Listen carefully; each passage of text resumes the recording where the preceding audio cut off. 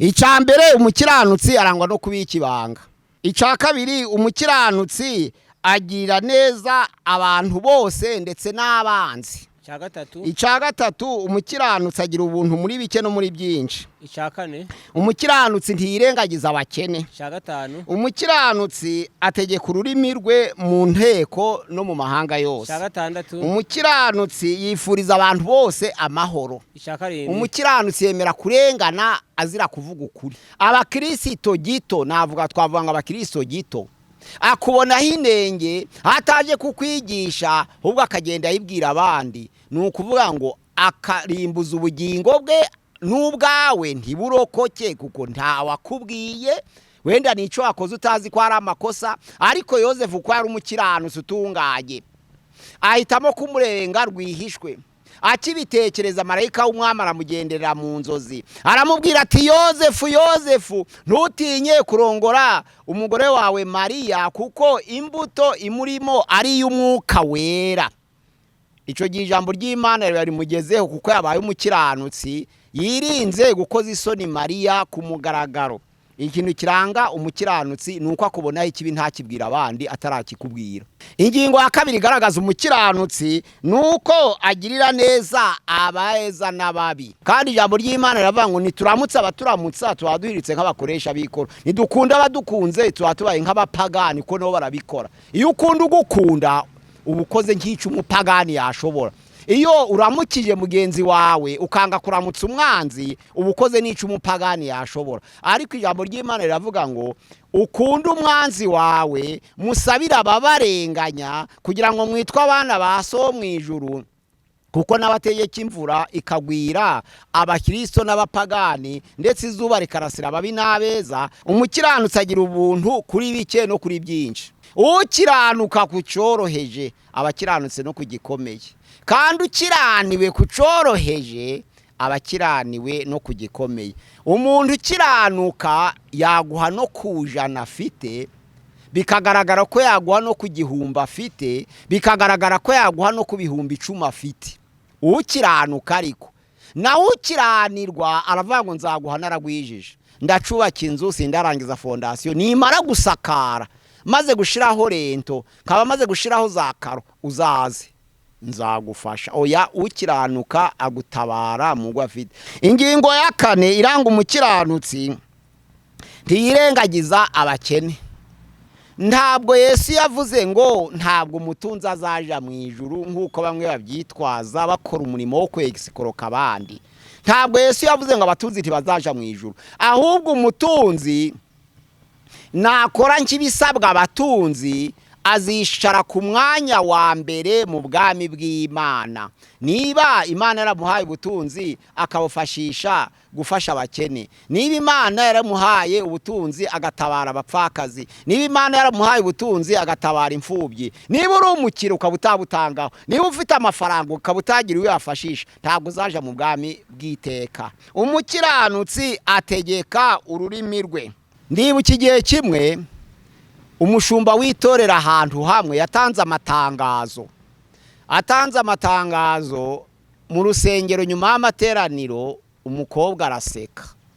Umukobwa asetse umushumba aramubwira ngo unsekeye mu rusengero weho bazagusekera mu isoko. Niko niryo jambo yavuze gusa, kandi uwo mukobwa yari gutegura ubukwe na fiance we yari ahari mu rusengero rumwe. Noneho batashe fiance arekeje wa mukobwa ahura n'abasirikare. Bahuye n'abasirikare baboha wa muhungu, bafata wa mukobwa ku ngufu, baramwangiza baramwonona. Noneho inkwiri irasakara, noneho inkuru isakaye baravuga bati ibyo bintu ni ibiki? Baravuga ngo ni wa mukobwa umushumba watangaje mu rusengero ngo wansekeye mu rusengero ariko bazaguseka mu isoko. Ico gihe ubukwe ntibwabaye bukibaye, ariko itorero ryakoze inama bahagarika wa mushumba burundu kuko yakoresheje ururimi rwe ibidakoreshwa ururimi rw'umushumba. Umushumba yatura umugisha ntabwo yatura umuvumo.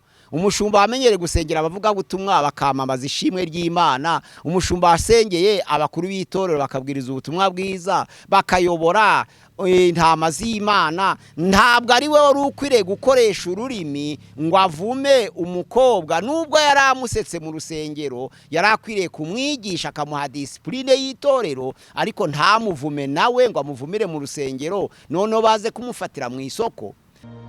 Gusenga everyday, gusenga buri munsi. Nusenga uzanesha, nunanigwa gusenga uzaneshwa. Senga. Reka ngusuhuze inshuti ya Gusenga everyday, nizere kumeze neza. Imana iguhe umugisha kuba ukurikira ibiganiro byacu bya Gusenga everyday. Abantu muri mu Rwanda turababwiye ngo Imana iba umugisha mu nshuti zacu, kuko mubana natwe ku manywa na nijoro. Abari mu Burundi turabashimiye cyane kuko mubana natwe, turabaramukije amahoro y'Imana. Abana ka Imana ibaho umugisha. Abari mu biyaga bigari mumva ikirundi n'ikinyarwanda ndetse n'ikinyamurenge, tubabwira ngo Imana ibaho umugisha kubwo guhitamo ibiganiro bya Gusenga everyday. Abari muri Amerika turabasuhuje, abari muri Aziya turabasuhuje, abari muri Europe turabasuhuje, abari muri Australia Imana ibahe umugisha mwese mu nshuti za. Reka dushimire cyane cyane abantu mwakanze subscribe, tubabwira ngo Imana ibaho umugisha. Nawe ushobora kuba ari ubwa mbere ugeze kuri Gusenga, bitugusaba gukanda subscribe kugira ngo uzazubona ibiganiro byacu bitakugoye. Nkuko rero mubibona kuri Gusenga turi kumwe na Dogiteri Pasiteri Mazi Ibirego. Uraho Dogiteri? Shalom shalom. Amakuru yawe? Turakomeye, Imana iracaturinze. Imana igumugisha Pasiteri ku biganiro ugenda utugezaho. Imana igumugisha cyane. Abantu benshi barimo bagenda bahinduka cyane, barimo bagenda mu bihugu bitandukanye, abantu bagenda bahinduka batwandikira cyane. Ijambo ryagiye ribahindura. Imana igumugisha cyane kandi Imana izabiguherera ingorano Pastori kubwo urimo witanga, kuko uno murimo ukomeye cyane uba witanze, uba ufite ibindi wakora, ariko Imana igumugisha kubafasha umwanya wawe ukafata umwanya wo gufata uti ibintu Imana yampaye nanjye nshaka kubigeza ku bantu batuye ku mpande zine z'isi. Pasiteri tukaba tukwakiriye kuri Gusenga bitukubwira ngo turagukunda kandi n'abandi baragukunda. Pasiteri watangira usenga Imana nkuko cyane yacu to Gusenga everyday. Mana turagushimye kubw'ubutumwa bwiza wemeye kudutanga muri iki gitondo ciza cy'uyu munsi. Waravuze ngo naha ubutware bwose mu ijuru no mu isi, mugende mu mahanga yose muhindura abantu bose kuba bigishwa banje. Ubutumwa bwiza turabusengeye kugira ngo ubashe kubutumwa buhindura abantu bose bitwa bigishwa bawe, abantu bose bategure kuzabona ubugingo buhoro binyuriye mu ijambo ryawe. Tubyambaje mu izina rya Yesu Kristo umwami wacu, amena. Pasiteri dukwa tukwakiriye. Murakoze. Tugiye kuganira ijambo ry'Imana ritubwira ibintu 7 biranga umukiranutsi.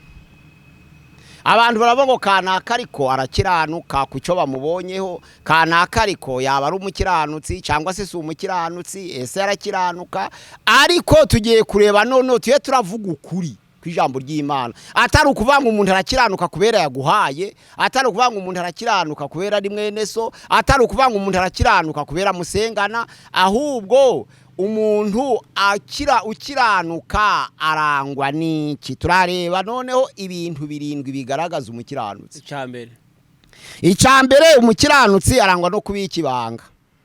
Noneho ngaha icya kabiri umukiranutsi agira neza abantu bose ndetse n'abanzi.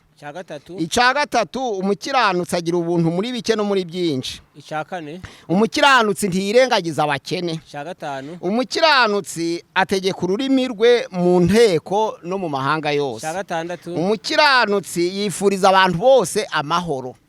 Umukiranutsi yemera kurengana azira kuvuga ukuri. Nibyo byanditswe muri Bibiliya.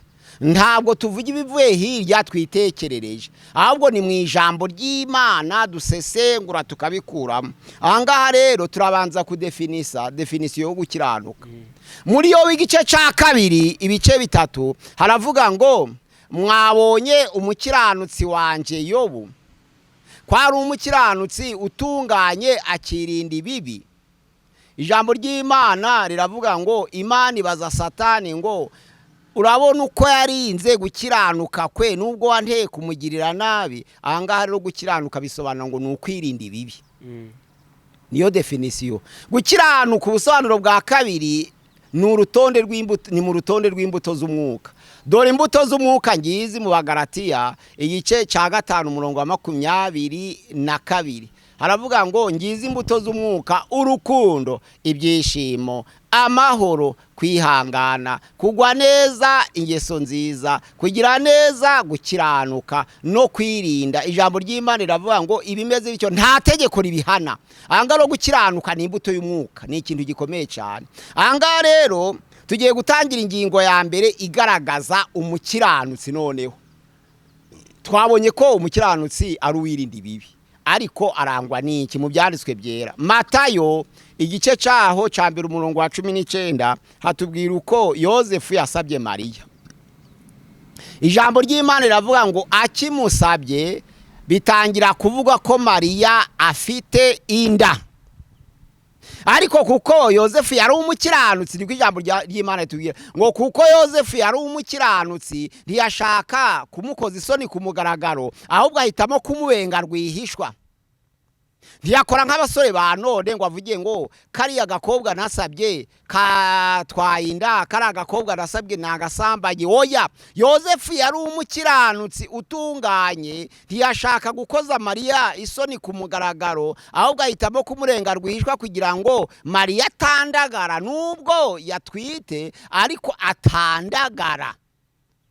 Umukobwa yarasabwe, umukobwa abonye afite inda.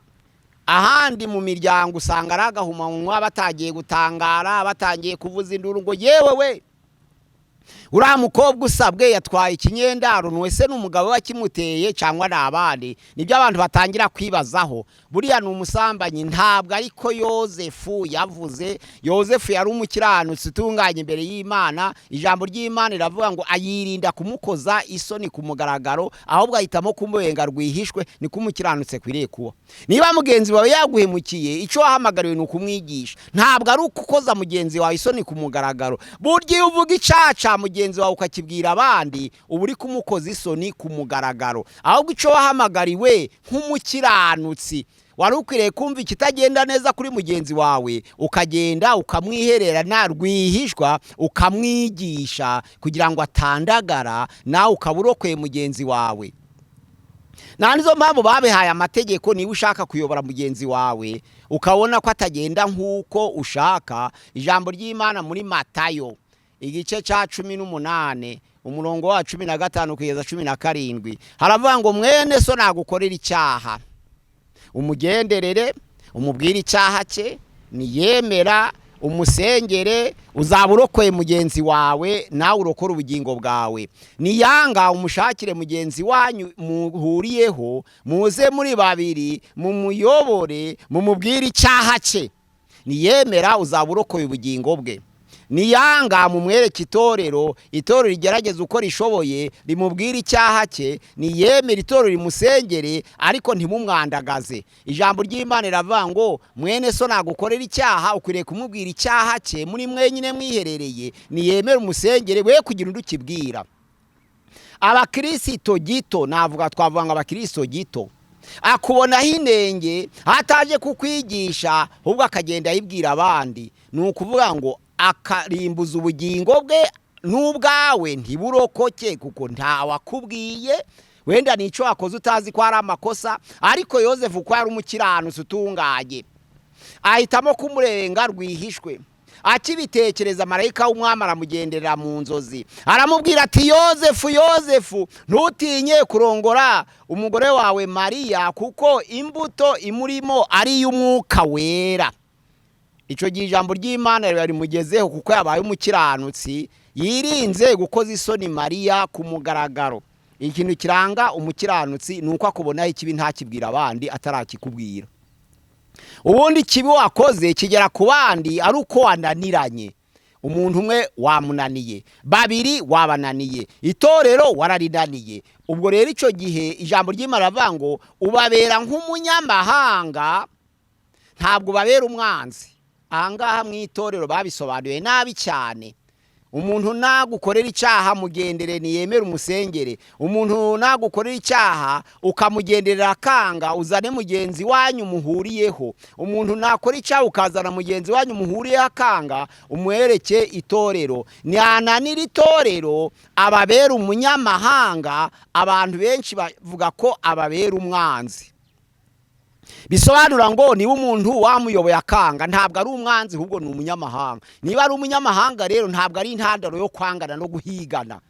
Ngo niba yagize ibyago ngo muvugeho nta muzamusura kuko yabaye umwanzi. Ngo kandi umuntu wese uzibesha agasurura muntu twahagaritse nawe tuzamuhagarika. Ubwo ni ubugome bukabije kubwira abakristo ngo ntibagasura umuntu mwahagaritse ngo kubera mwamuhagaritse. Ubwo nuvuga ntabwo yabaye umunyamahanga ahubwo yabaye umwanzi. Ijambo ry'Imana riravuga ngo ababere nk'umunyamahanga, risobanura ngo ababere nk'umuntu utizera, ntabwo ari ukuvuga ngo ababere umwanzi. Reka abakristo bajeho bamusure bamwigishe maze bamugarure.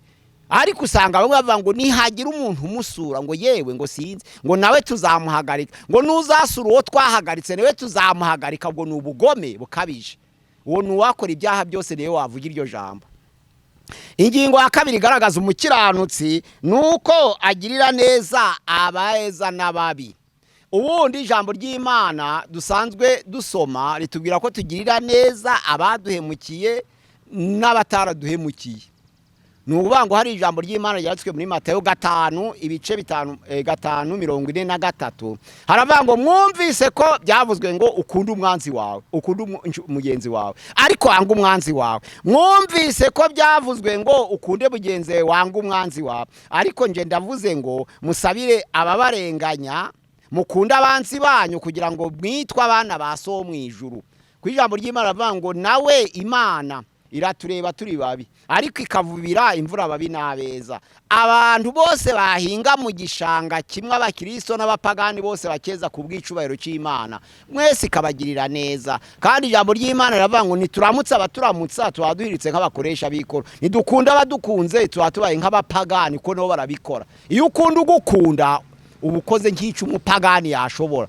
Iyo uramukije mugenzi wawe ukanga kuramutsa umwanzi ubukoze n'icyo umupagani yashobora. Ariko ijambo ry'Imana riravuga ngo ukunda umwanzi wawe, musabira ababarenganya kugira ngo mwitwe abana ba so mu ijuru, kuko n'abategeka imvura ikagwira abakristo n'abapagani ndetse izuba rikarasira ababi n'abeza. Ahangaha ijambo ry'Imana riravuga ngo mube mukiranuka ku murongo waho hepfo wa 48 nk'uko so mu ijuru akiranuka. Umuntu ukiranuka rero ni uwuzuza ibyo, ni umuntu ukunda abamukunda agakunda n'abamwanga. Naho nukunda abagukunda gusa, iyo ni systeme y'abapagani yo byo bagenderamo. Ariko ngo umukristo ikirushaho nuko akunda abamukunda agakunda n'abamwanga.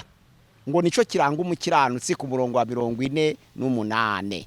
Mukunde ababanga, mubasabire n'ababarenganya, ngo kugira ngo mwitwe abana baso wo mu ijuru, kuko Imana nayo izuba ntabwo ihitamo ngo rivire kanaka rireke kanaka. Nubwo turi babi ariko Imana iduha kimwe.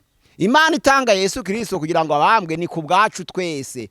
Ijambo ry'Imana muri Yohana ya 2:1 haravuga ngo mwene data ndabinginga ngo mudakora icyaha, ariko nihagira ukora icyaha dufite umurengezi udusabira ku Mana ari we Yesu Kristo, niwe mpongano z'ibyaha byacu. Ijambo ry'Imana ku murongo wa 2 avuga ngo si ibyacu gusa ahubwo ni iby'abari mu isi bose. Niba Yesu yarabaye impongano ry'ibyaha byacu n'abari mu isi bose, wewe ukavuga ngo uraramutsa abakuramutsa, uracumbikira abagucumbikiye, urasuhuza abagusuhuza, ngo ntabwo uzaba ugize gukiranuka. Kuri 48 avuga ngo mube mukiranuka nk'uko so mu ijuru akiranuka, barebeye kuri ibyo ngibyo. Ingingo ya 3, umukiranutsi agira ubuntu kuri bike no kuri byinshi. Umukiranutsi hariya ijambo ry'Imana riravuga ngo ukiranuka kucoroheje, ni Luka 16 umurongo waho wa 10. Ukiranuka kucoroheje abakiranutse no kugikomeye, kandi ukiraniwe kucoroheje abakiraniwe no kugikomeye.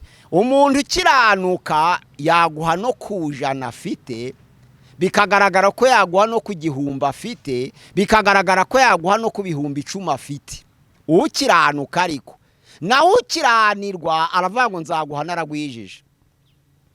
Ariko ukiranuka agufasha atangiriye ku gato akazagufasha ageze no kugakomeye. Ahangaha rero ukiranuka agirira neza abantu akoresheje bike cyangwa akoresheje byinshi ntaco bitwaye. Abantu benshi bavuga ko bazatabara ari uko bamaze kugwiza. niko abantu benshi basera bati ndeka ndacari gukora ndacubaka inzu sindarangiza fondasiyo nimara gusakara maze gushiraho rento kaba maze gushiraho za karo uzaze nzagufasha. Oya, ukiranuka agutabara mu gwafite kuko angaha babivugiye iki gutabara kuva ku Mana nukwigomwa. Ntabwo gutabara ari ugusagura ahubwo iyo gutabara kuvuye ku Mana kugira n'ishusho yo kwigomwa. Nizo mpamvu ufite gake yagutabara ufite n'akanini akagutabara. Iyo ni ingingo ya kangahe? Ya gatatu. Agira ubuntu muri bike no muri byinshi. Ni ingingo ya gatatu iranga umukiranutsi.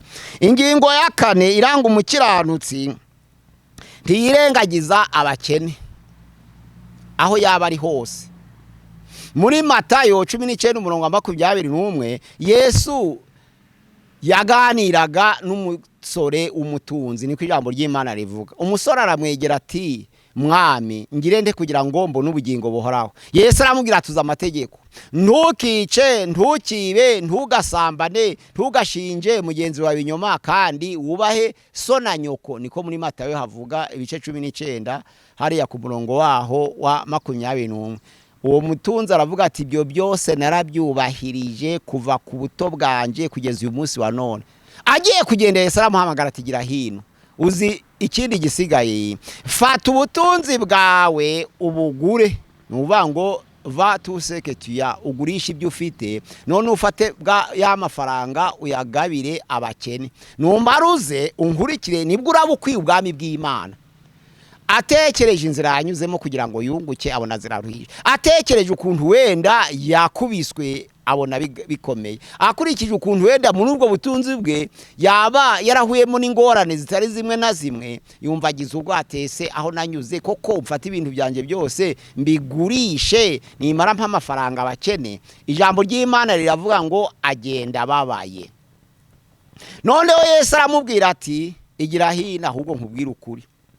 Icoroshe nuko ingame yanyura mu izuru ry'urushinge kuruta ko umutunzi yakwinjira mu bwami bw'Imana. Ahangaha n'abamwumvaga ijambo ry'Imana bavangwa baraho ngaho baravuga ngo niba bimeze bityo ninde wakwinjira mu bwami bw'Imana. Yesu Kristo arababwira ngo igikomeye ikinanira umwana w'umuntu imbere y'Imana kirashoboka. Ku Mana byashoboka ko wabigurisha. Ariko Yesu yashatse kuva icyangaha. Ntabwo Yesu yavuze ngo ntabwo umutunzi azaja mu ijuru nk'uko bamwe babyitwaza bakora umurimo wo kwegisikoroka abandi. Ntabwo Yesu yavuze ngo abatunzi ntibazaja mu ijuru, ahubwo umutunzi nakora nk'ibisabwa abatunzi azicara ku mwanya wa mbere mu bwami bw'Imana. Niba Imana yaramuhaye ubutunzi akabufashisha gufasha abakene, niba Imana yaramuhaye ubutunzi agatabara abapfakazi, niba Imana yaramuhaye ubutunzi agatabara imfubyi. Ijambo ry'Imana muri Yakobo igice cya 27 haravuga ngo idini ry'ukuri kandi ritunganye nirifasha imfubyi n'abapfakazi ngo mu mibabaro yabo.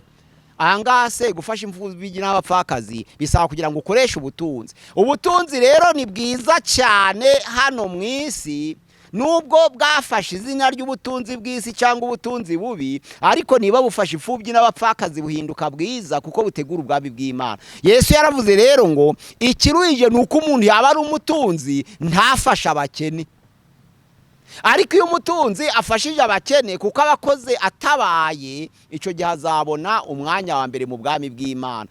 Abatunzi rero batanga bazagira umwanya wa mbere mu bwami bw'Imana, ariko abatunzi badatanga bakoze rekonterere y'ibyo batungiye. Nico Yesu yavugaga. Yaravuga ati niba utunze utazaha abakene ntabwo uzaja mu bwami bw'Imana.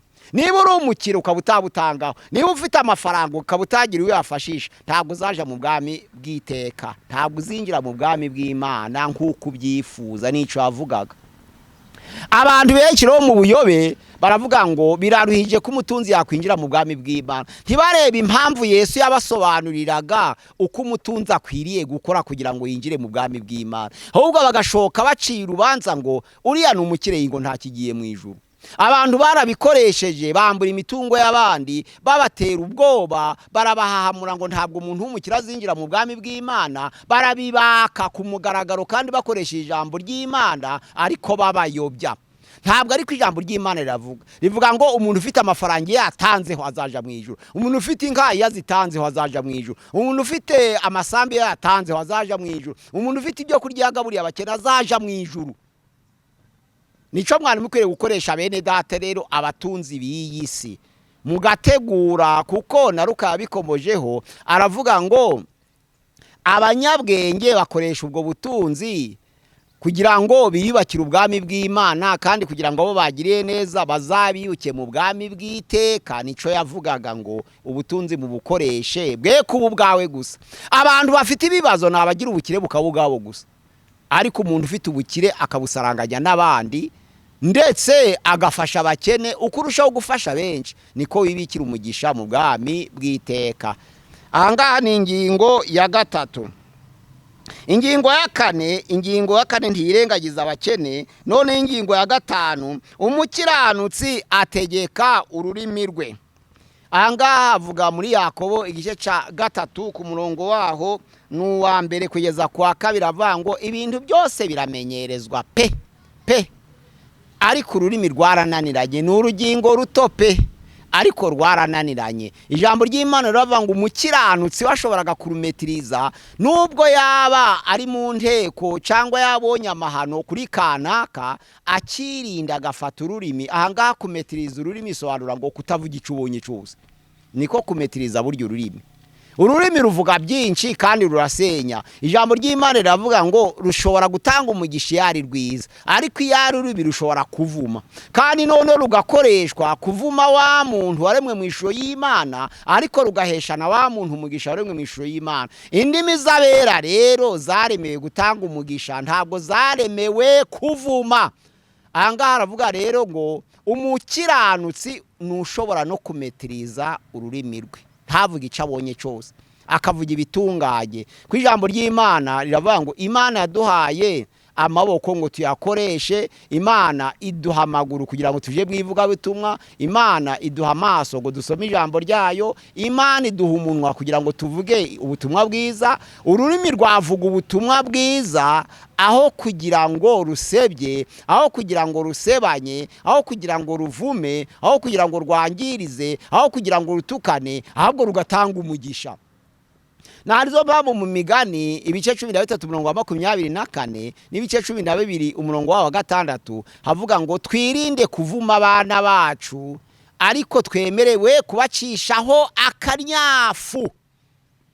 Abana twemereye kubacishaho akanyafu iyo bashaka kundanirana, kwifata nawe, kugira ngo tubahe discipline. Kuko n'umukristo nawe agira discipline mu rugo ry'abana be, agakoresha akanyafu. Ariko ijambo ry'Imana rimubuza gutuka umwana kugira ngo utamwatura umuvumo binyuriye muri ca gitutsi. Ururimi rero ushoboye kurumetiriza ngo uri umukiranutsi. Ahangaha uvuga menshi avuga n'ibyamukoraho, ariko umunyabwenge yirinda amagambo menshi yo gusebanya, akirinda amagambo menshi yatanga umuvumo, akatura ibibi kuri bagenzi be. Bene data, mwirinde kwatuza ururimi rwanyu amagambo mabi atazakora ko muzayabwira namwe akabakoraho. Ndibuka igihe kimwe umushumba w'itorera ahantu hamwe yatanze amatangazo mu rusengero. Nyuma y'amateraniro umukobwa araseka. Umukobwa asetse, umushumba aramubwira ngo unsekeye mu rusengero, weho bazagusekera mu isoko. Niko n'iryo jambo yavuze gusa. Kandi uwo mukobwa yari gutegura ubukwe na fiance we yari ahari mu rusengero rumwe. Noneho batashe, fiance arekeje wa mukobwa ahura n'abasirikare. Bahuye n'abasirikare baboha wa muhungu, bafata wa mukobwa ku ngufu, baramwangiza, baramwonona. Noneho inkwiri irasakara. Noneho inkuru isakaye, baravuga bati ibyo bintu ni ibiki? Baravuga ngo ni wa mukobwa umushumba watangaje mu rusengero ngo wansekeye mu rusengero, ariko bazaguseka mu isoko. Ico gihe ubukwe ntibwabaye bukibaye, ariko itoro ryakoze inama ni muri Kongo, bahagarika wa mushumba burundu kuko yakoresheje ururimi rwe ibidakoreshwa ururimi rw'umushumba. umushumba yatura umugisha ntabwo yatura umuvumo. Umushumba wamenyereye gusengera abavuga butumwa bakamamaza ishimwe ry'Imana, umushumba wasengeye abakuru b'itorero bakabwiriza ubutumwa bwiza bakayobora intama z'Imana, ntabwo ari we wari ukwiriye gukoresha ururimi ngo avume umukobwa. Nubwo yari amusetse mu rusengero, yari akwiriye kumwigisha akamuha disipurine y'itorero, ariko ntamuvume nawe ngo amuvumire mu rusengero noneho baze kumufatira mu isoko. Ahangaha nicyo bashaka kuvuga ngo abantu badashobora gutegeka ururimi. Uvuga ibintu byaba bigakora ku wabibwiwe, bigakora ko nuko wabivuze. Mwirinde bene data. Ingingo ya 6, umuntu ukiranuka yifuriza abantu bose amahoro. Ukiranuka yifuriza abantu bose amahoro. Muri Yakobo igice cya 3:18 haravuga ngo imbuto zo gukiranuka zibirwa mu mahoro kandi zikabirwa na babandi bahesha abandi amahoro. Hariya muri Matayo ibice 5:9 naho harahunganira, haravuga ngo hahirwa ababiba amahoro autour de.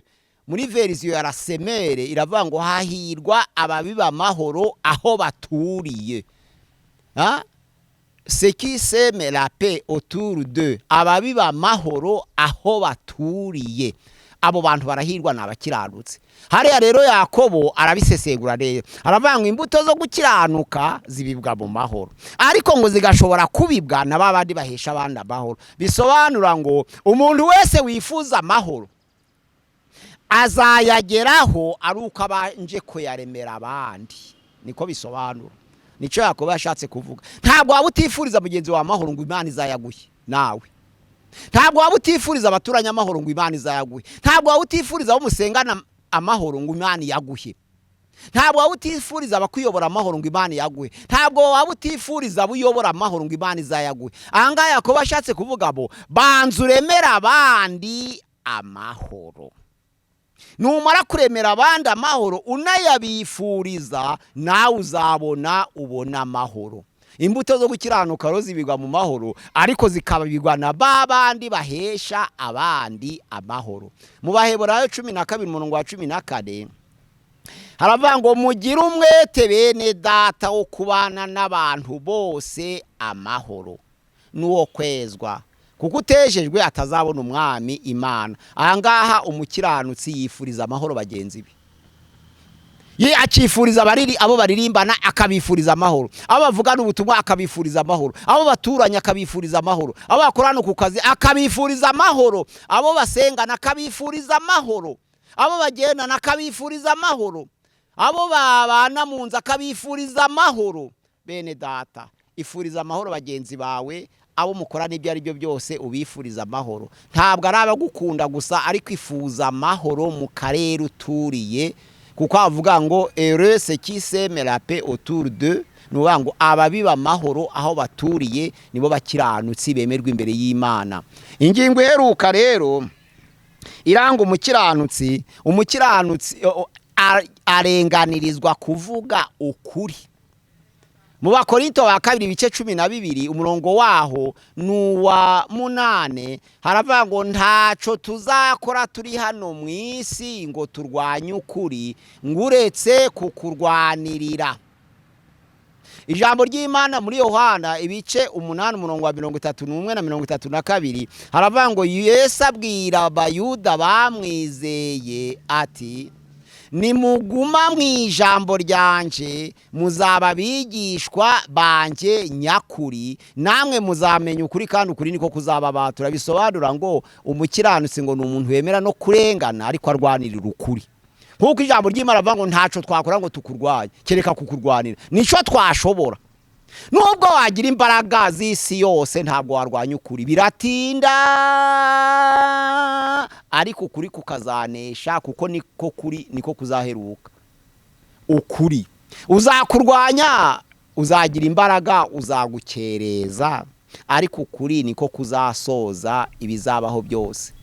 Abantu bazakwishiraho imbaraga barwanya ukuri, abantu bazakora uko bashoboye kose barwanya ukuri, ariko Paulo we yaragenzuye arareba aravuga ati no, ntaco twabasha gukora ngo turwanye ukuri, menye neza ko ahubwo uretse kukurwanira nico twashobora, ariko ingamba zose twakora turwanya ukuri ntabwo tuzabigeraho.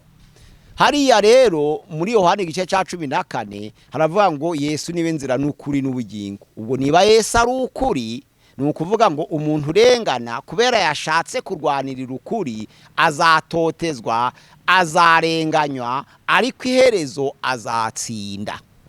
Bene data, muzirikane ibi bintu birindwi biranga umukiranutsi nk'uko twabivuze. Umukiranutsi arangwa no kubika ibanga, umukiranutsi arangwa no kugirira bagenzi be cyangwa se abanzi be imbabazi, ababarira n'abamwanga.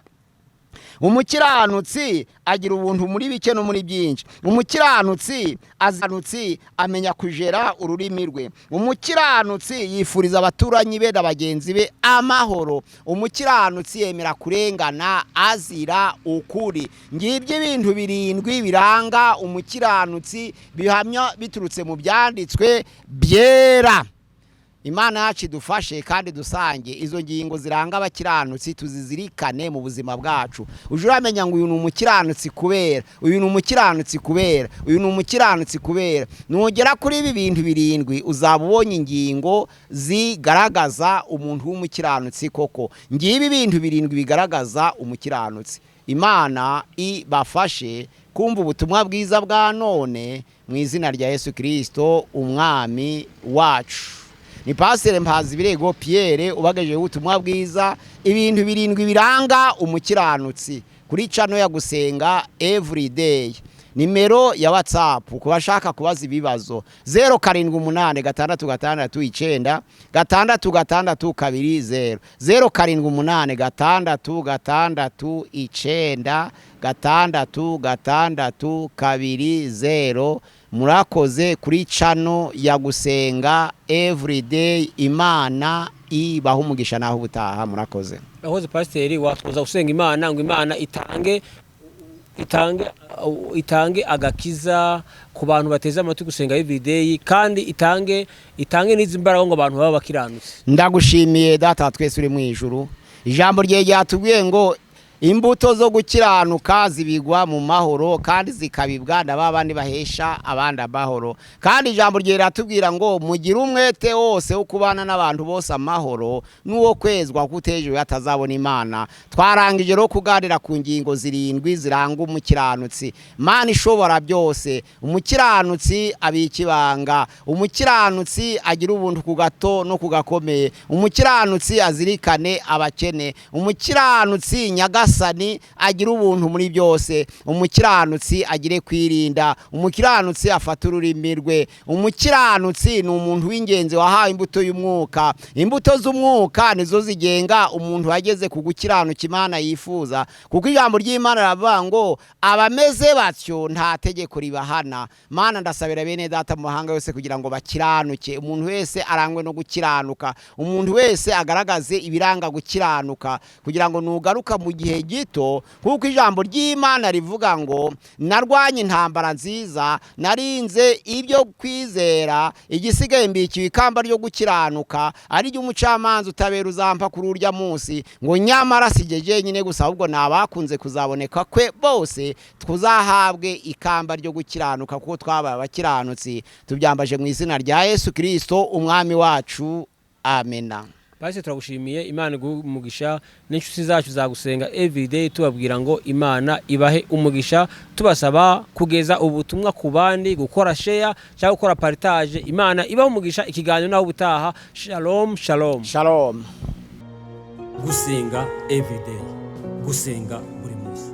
Nusenga uzanesha, nunanigwa gusenga uzaneshwa. Senga.